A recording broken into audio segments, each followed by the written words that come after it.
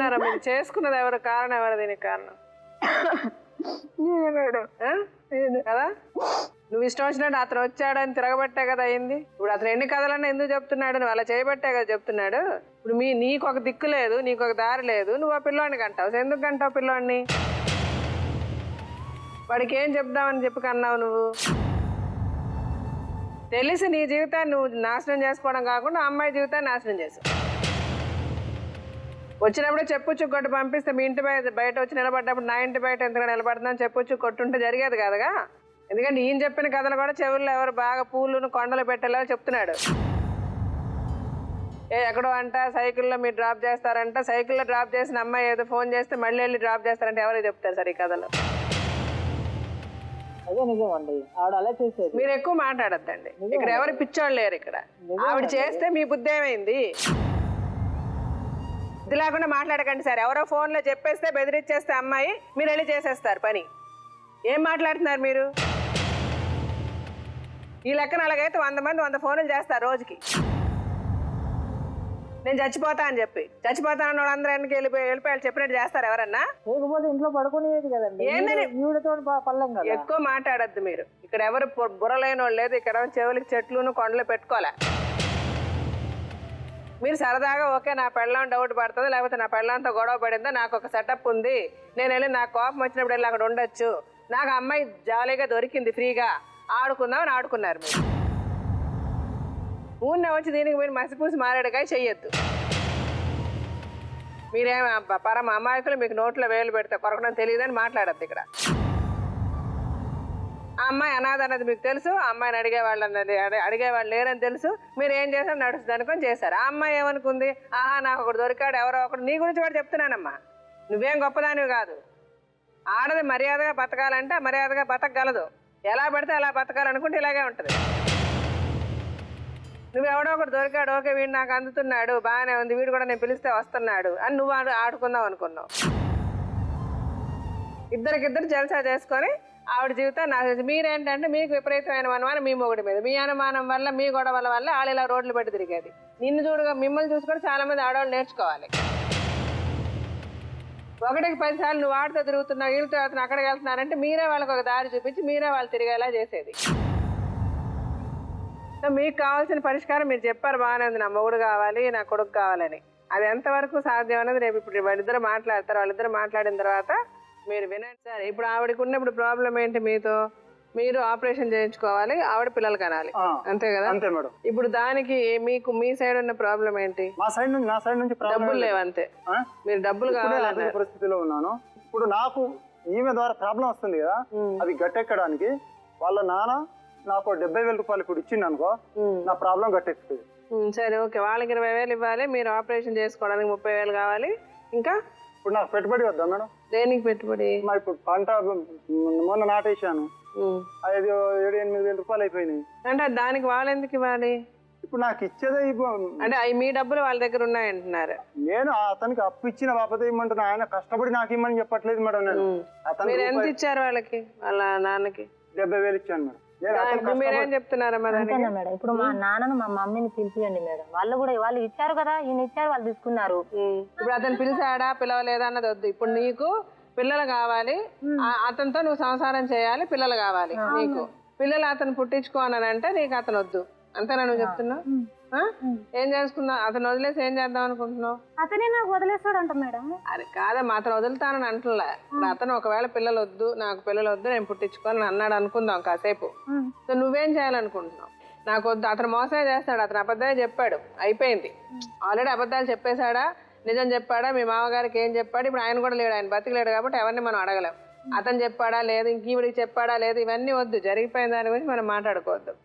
జరిగిపోయింది, నువ్వు సంసారం చేసేసావు, మీరిద్దరు కలిసారు, సంసారం చేసేసారు, అయిపోయింది. పెళ్ళి అయితే తిరిగి తీసుకోలేం కదా, పెళ్ళి అనేది అయిపోయింది కదా, నీ జీవితంలో అతనితో పెళ్ళి అయిపోయింది. ఇప్పుడు అతను ఒకవేళ నాకు పిల్లలు వద్దు అని అంటే నువ్వేం చేయాలనుకుంటున్నావు? నీ ఉద్దేశం ఏంటి?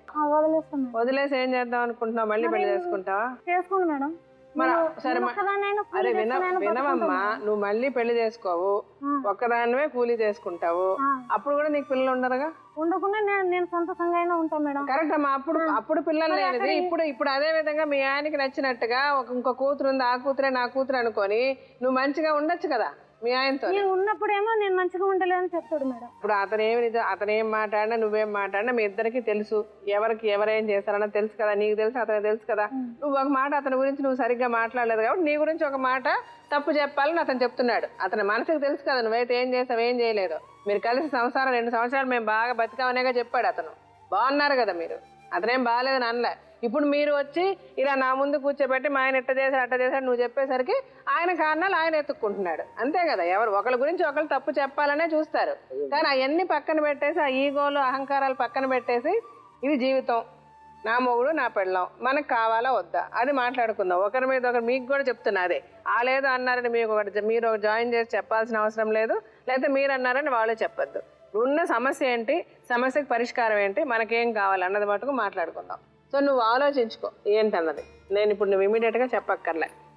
సో ఇప్పుడు మిమ్మల్ని అడుగుతున్నా, ఇప్పుడు ఆ అమ్మాయి మీ గురించి ఏమీ పెద్దగా నన్ను అది చేశారు ఇది చేశారని చెప్పలేదు, మీ గురించి కానీ మీ కుటుంబం గురించి కానీ. మీ మామగారి మీ నాన్నగారి గురించి మంచిగానే చెప్పింది. మీ అమ్మగారి గురించి మటుకు మీరు ఎప్పుడైనా తిట్టినప్పుడల్లా ఆవిడ కూడా మీతో కలిసి ఈ కూతురు పిల్లలు కావాలన్న విషయంలో ఆపరేషన్ విషయంలో గొడవ వచ్చినప్పుడు మటుకు మీ అమ్మగారు మీరు ఆమెను కొడతారు తిడతారు, దానికి ఒప్పుకోరు. ఆ విషయంలో గొడవ వచ్చినప్పుడల్లా నేను ఇంటికి వెళ్ళిపోతా, ఆ ఒక్క విషయమే ప్రాబ్లం, నాకు పిల్లలు కావాలి అన్నది ఒకటే అమ్మాయి చెప్పింది. సో మీకు ఆపరేషన్కి అనేవి డబ్బులు కనుక వాళ్ళు సర్దితే మీరు ఆపరేషన్ చేసుకోవడానికి సిద్ధంగానే ఉన్నారు, కాకపోతే వీళ్ళు మీకు ఇప్పుడు డబ్బులు ఇవ్వాలి అంటే వీళ్ళు తీసుకున్న డబ్బులే. సరే మీరు వీళ్ళ అమ్మ నాన్నగారికి డబ్బులు ఇచ్చామని చెప్తున్నారు అదే కదా, ఆ డబ్బులు మీకు కావాలని మీరు అంటున్నారు. వాళ్ళకి డబ్బులు ఇచ్చారా లేదా అన్నది సరే వాళ్ళని పిలిచి కూడా మనం ఒకసారి మాట్లాడదాం. అది పక్కన పెడితే ఇప్పుడు ఈ సమస్యకి పరిష్కారం మీకు డబ్బులు కనుక ఇస్తే మీరు ఆపరేషన్ చేసుకోవడానికి రెడీ, అంతేగా. వాళ్ళు ఇవ్వలేదని చెప్పిన మేడం, 1 MP కూడా అడగండి.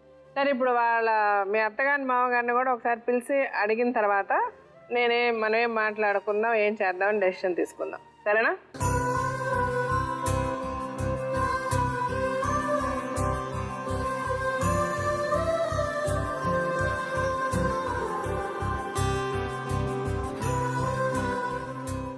మీరేం పని చేస్తారండి? కూలి పని చేస్తాను. కూలి పని చేస్తారు. మీరేమైనా చేస్తారమ్మా? ఇంట్లోనే ఉంటారు? ఇంట్లోనే ఉంటాం. ఇంట్లో మీకేమైనా ఆరోగ్యం బాగాలేదా? సరే ఇప్పుడు మీ ఇద్దరిని నేను 2-3 ప్రశ్నలు అడుగుతా, మీరు సమాధానం చెప్పే ముందు మీరు ఒకసారి ఆలోచించి ఇంతకుముందు ఏం జరిగింది అన్నది ఆలోచించకుండా ఇక్కడ నుంచి ఏం జరగాలి ఏం జరిగితే బాగుంటుంది అన్నది మనసులో పెట్టుకొని మీ అమ్మాయిని ఏం చేయాలనుకుంటున్నాం అది కూడా ఆలోచించుకో. ఇప్పుడు ఏముంది దెబ్బలాట అనుకోండి, ఏమన్నా మీరు 4 తిట్లు ఆయన తిడతారు, ఆయన 4 తిట్లు మిమ్మల్ని తిడతారు, విడిపోతారు. నేను చెప్పేదేనండి, విడిపోయిన తర్వాత ఏం చేస్తాం అంతే కదా. విడిపోయిన తర్వాత మన పిల్లని ఏం చేస్తాం అది కూడా మనం ఆలోచనలో పెట్టుకొని మీరు సమాధానం చెప్పండి. ఇప్పుడు నాకు నేను అడిగే ప్రశ్నలకి ఫస్ట్ ఆఫ్ ఆల్ అతను మీకు ఎప్పుడన్నా డబ్బులు ఇచ్చి ఏమైనా సహాయం చేశాడా లేదా? చేశాడు మేడం. అప్పుడు నేను ఇంత పంట కింద ఆయన చెప్పిందట్లా కరెక్టే. నాకు అప్పుడు 23,000 అయినాయి మేడం. సరే 23,000లో నేను మహిళా గ్రూప్ లో ఉన్నాయి కదా మేడం, అందుకు ఇచ్చి డబ్బులు ఇచ్చాను. కొన్ని డబ్బులు ఇవ్వాలి, ఇచ్చేది ఉన్నది ఇదే. 60-70 అంటే మాటలు అన్ని అబద్ధం. సరే అదొకే, బట్ మీరు అతనికి డబ్బులు అతను మీకు ఇచ్చాడు, మీరు కొంత రిటర్న్ ఇచ్చారు, ఇంకా ఇవ్వాలి కొన్ని డబ్బులు ఇవ్వాలి. సో ఎంతో కొంత అతను ఇవ్వడం అన్నది నిజం, మీరు తిరిగి కొంత ఇవ్వాలన్నది నిజం. అది ఎంతన్నా కానివ్వండి, లెక్కలొద్దు. సో అదే కానీ 60-70 చెప్తే అది సరే అండి, నేను మేము 60-70 నేను మిమ్మల్ని అనలేదు. నేను చెప్పేది మీ సైడ్ చెప్పేది నిజాలు చెప్పండి అంతే. ఇప్పుడు సో అతను ఇవ్వడం అన్నది నిజమే, మీరు అతనికి తిరిగి ఇవ్వాలన్నది నిజమే. అది ఎంత అన్నది లెక్క పక్కన పెట్టండి. అది 60, 70, 5, 10 తర్వాత